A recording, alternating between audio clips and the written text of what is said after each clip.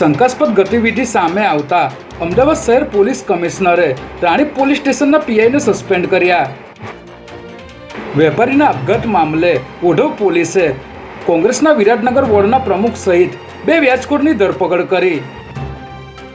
Medical store પર જઈને અલગ અલગ બહાને પૈસાની માગણી કરતા લાંચિયા ડ્રગ ઇન્સ્પેક્ટરની એસીબીની ટીમે ધરપકડ કરી. અમદાવાદ મ્યુનિસિપલ કોર્પોરેશનમાં છેલ્લા 3 મહિનામાં વિદેશ જવાની રજા મંજૂર કરાવી નોકરી પર પરત હાજર ન થયેલાની કમિશનરે યાદી મંગાવી. આનંદનગર બોડકદેવન ઘાટલોડિયામાં બંધ મકાન વાહન અને ફોનની ચોરી કરતી ગેંગના 5 સભ્યોને આનંદનગર પોલીસે ઝડપી પાડ્યા.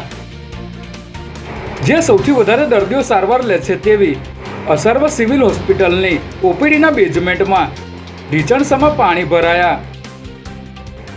મુખ્યમંત્રી ભૂપેન્દ્ર પટેલ સાથેની જુનિયર તબીબોની બેઠક બાદ 2 દિવસથી ચાલી રહેલી તબીબોની હડતાલનો અંત આવ્યો.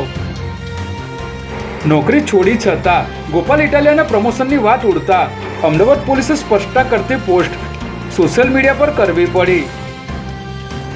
ચાંગોદર પોલીસ અને એલસીબી દ્વારા 13 તુજકો અર્પણ કાર્યક્રમ અંતર્ગત 27 લાખનો મુદ્દામાલ મૂળ માલિકોને પરત અપાયો. હવામાન વિભાગ દ્વારા ગુજરાતમાં આગામી 5 દિવસમાં વરસાદની આગાહી કરવામાં આવી. આજે 2 કેન્દ્રશાસિત પ્રદેશ સહિત 8 જિલ્લામાં અતિભારે વરસાદની આગાહી કરાઈ.